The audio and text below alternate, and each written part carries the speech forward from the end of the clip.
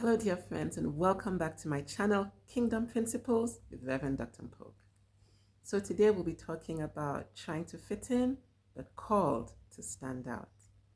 It's a normal human desire to want to fit in, to want to feel loved, to want to feel part of the community, but sometimes we find ourselves trying to fit into places where we're not supposed to fit in places where we may instead be called to stand out. Let's expand. So let's look at a story in John chapter 17, verse 14. Now, Jesus was praying for his disciples before going to be with the Father, and he prayed for them and said, Father, I have given them your word, and the world will hate them because they are not of the world, just like I am not of the world. Very interesting, right? Now, in chapter 15, verse 18 of the same book of John, Jesus said, Do not be surprised if the world hates you because they hated me first. How can the world hate Jesus? How can Jesus, who did so much good, who healed the sick, who raised the dead, who fed thousands of people, who walked on water, how could people not love him? There were those who did, but there were those who didn't. You see, the righteous life of Jesus and the righteous words of Jesus called out the hypocrisy of the religious leaders of his time, and so they did not like him. You see, sometimes people don't like you not because you've done something bad, but sometimes because you're doing something good. Now let's look at another character that explains this a little bit more. Let's look at the story of Cain and Abel from the book of Genesis. So these brothers, the sons of Adam, both decided to offer a sacrifice or an offering to God. Now Abel offered the best lamb, the fatted lamb, his first, fatted lamb to God. He gave God the best. Cain, on the other hand, offered also an offering, but it was some of his harvest, not particularly the best, not particularly the first. So God accepted Abel's offering, but not Cain's offering.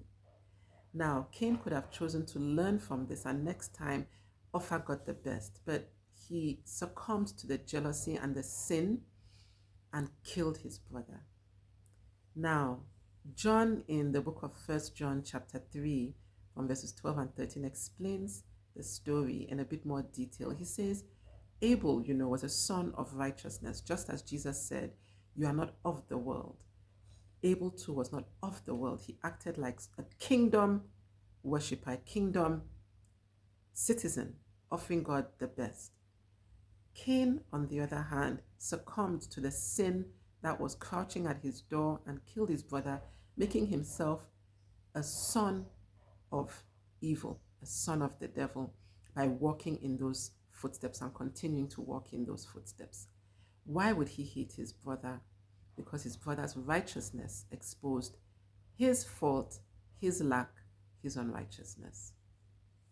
So, sometimes we may not fit in because you have been called to stand out. And sometimes you may not be liked because your righteous life shines a light to expose the unrighteous life of others. But it's not all gloomy. You do fit in somewhere. Where? With the body of believers. You're not alone. Psalm 133 verse 1 says, how beautiful and how pleasant it is when brethren dwell together in unity. It is so awesome when you are united with other believers. Like iron sharpens iron, so one righteous person sharpens another. That's Proverbs 27 verse 17. So you do fit in somewhere. You fit in with other children of God. And even greater than that, you are the apple of God's eye. In Zechariah chapter 2 verse 8, God says to the prophet, anybody who touches you or anybody who touches my people has touched the apple of my eye. Wow. What greater gift to be the apple of God's eye. Jesus makes us the apple of God's eye. Therefore, dear friends, remember, sometimes you're not called to fit in, but to stand out. And remember that you do fit in somewhere. with the family of believers. So continue waxing strong and bring other people to the light. And remember, you are the apple of God's eye. Be blessed.